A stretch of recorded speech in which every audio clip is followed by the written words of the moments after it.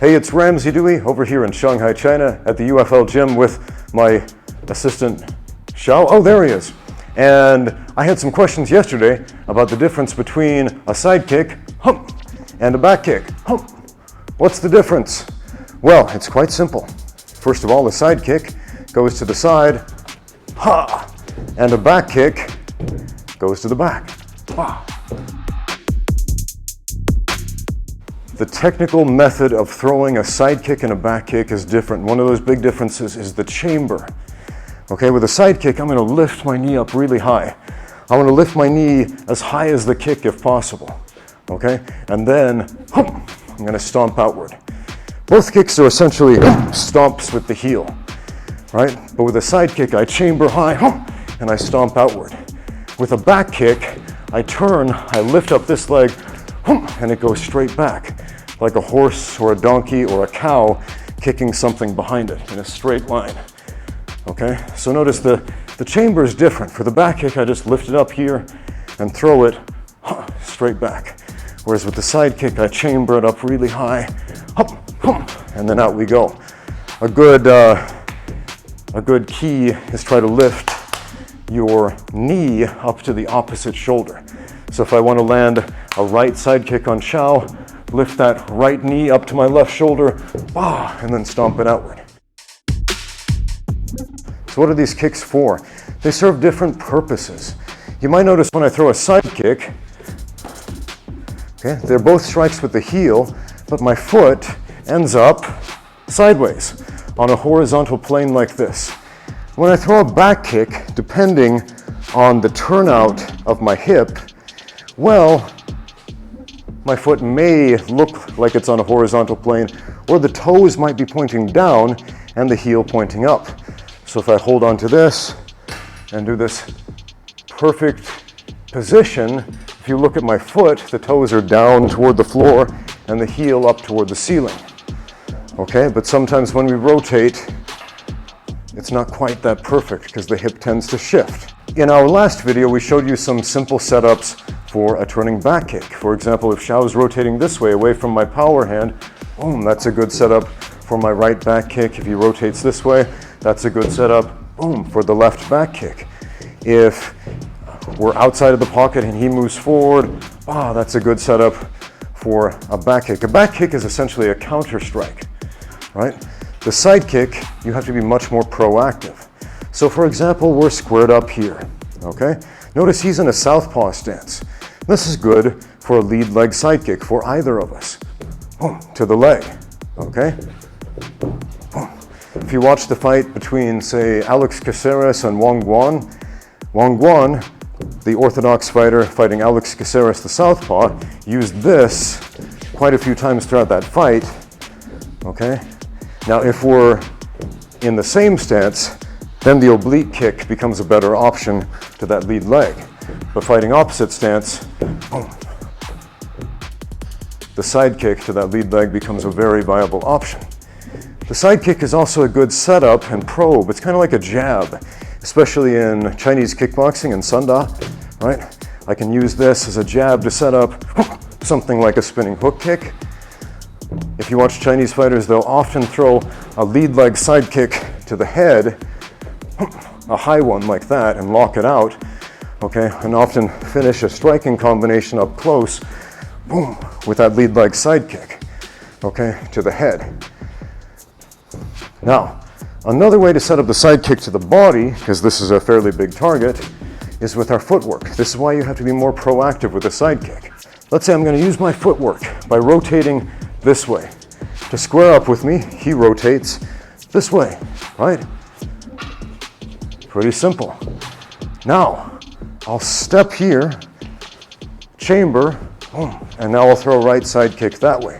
So when I get my opponent rotating with me, chamber, boom, and then we can land that back leg side kick, which for a moment becomes our lead leg, just so you can see this from another stance or another position. One more time, I rotate, he rotates, step, chamber, okay?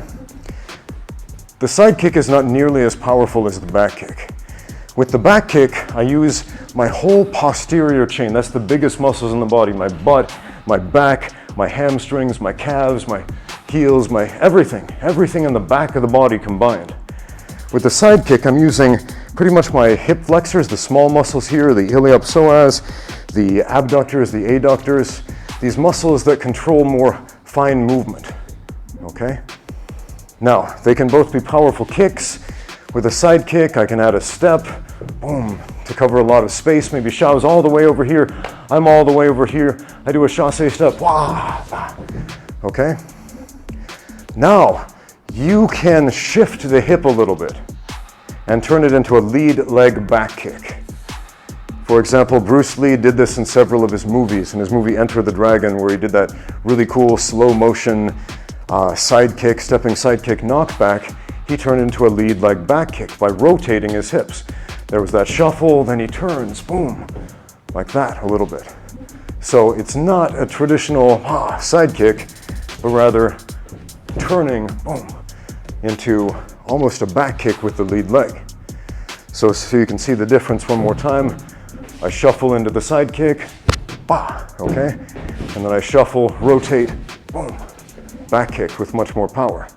Now, a lot of people think, and I've heard this passed around the internet, this idea that sidekicks don't work because for whatever reason people think they're gonna blast the guy out of the ring with a sidekick and kill him and end the fight, and then that doesn't happen. They're like, oh, it doesn't work.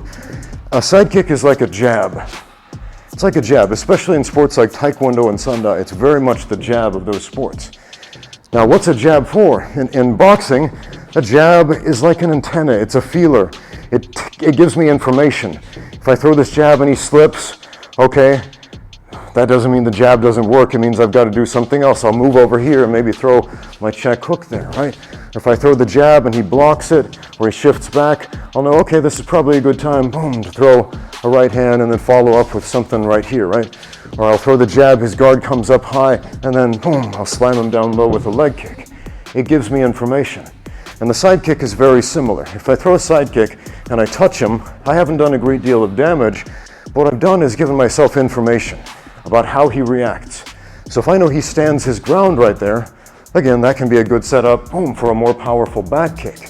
What else can we do with that? How about close the distance? A lot of people get frustrated when they're fighting a squirrely guy like Xiao. If you spar with Xiao, he likes to dance out on the outside. He likes to stay out here, and you can waste a lot of energy, like, get back here so I can punch you. Come on, man, get over here. And he's just fast and squirrely, right? So how do we deal with a guy like that it feels like we can't touch? Well, instead of running after him, you can use that sidekick, boom, and notice I move in and out, not just to give me information, but to give him information. Like basically, don't be so scared of me. Xiao, come on in here. Come on in. Boom. And when he realizes that sidekick is not a world-ending strike, now I plant it right here, and look where we are. Oh, I know. We can throw him around and do something cool, or just get in a pocket and fight there, or clinch, or get a takedown, right? So a sidekick, boom, look where I landed my foot.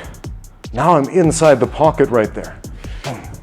What can we do in the pocket? Uppercuts, throws, pushes, knees, boom, clinches, sweeps, whatever you want to do right there that you couldn't do if he's dancing on the outside. So let's act like we're sparring a little bit, right? I throw that sidekick, boom, again, to give me information about how he reacts, and also let him know, okay, it's okay to get in here, right? Boom, boom. And then look, right where I want the fight to be, right on the inside, okay? One thing I like to use the sidekick for is to set up takedowns, right? Especially with the lead leg. Most of the sidekicks that I throw, and I would recommend you throw, would be those feeler sidekicks with the lead leg, right? So, either to the leg, to the body, and if he leaves a big glaring opening, boom, to the head. If you watch guys like Bill Wallace back when he was fighting, man, that guy was so cool. He would string together side kicks, hook kicks, round kicks in succession, and it takes a great deal of control with the hip flexors, boom, right, with all these fine muscles, right? And yeah, that's a balancing act. Now, even if you're not able to knock out a bunch of guys with cool, fancy side kick, round kick, hook kick combinations like Bill Wallace did, if you practice that stuff, it'll make your single side kicks much, much better. I'm gonna do a turning side kick. So the turning side kick is a side kick with my back leg. One reason I might use this instead of the lead leg is as a fake round kick. When I throw the round kick, boom, eventually he's gonna catch on. If I throw that without a setup, without something up here to get his focus, he'll start to check it, or he'll move out of the way. Right? I don't wanna check my kicks. That hurts, okay? So instead of completing the round kick, I'll lift this, boom, and then turn it into a turning side kick. Right? Maybe throw a round kick, boom, and I notice he starts to check, boom, fake the round kick, throw the side kick.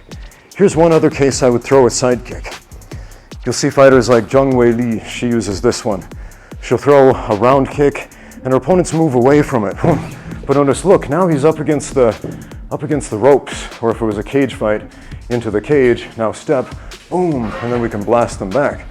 So one more time, if he is squirrely and moves away from those round kicks, I drop there, boom, and with the same leg, throw a side kick. This is mostly a positional tool rather than a damaging tool, okay? Why is it important to get him up against the fence or up against the ropes? Well, if it's an MMA fight, I want takedowns, and that is where most takedowns happen. Boom. Okay, if I'm up here, now I can grab these and start working to get him on the ground much more efficiently than out on the open mat where he can sprawl. So side kicks have lots of practical applications.